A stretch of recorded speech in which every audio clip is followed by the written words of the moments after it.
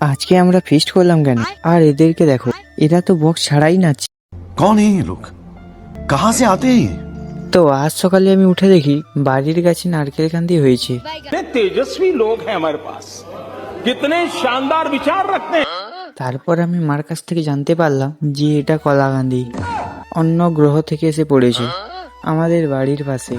তারপর মা গাছ কাটা করা দিয়ে কলার বংশকে বিচ্ছিন্ন করে দিল। তারপর কলার ভাই বোনদের নিয়ে ফটো তুলে নিলাম। कैसा लगा मेरा मजाक?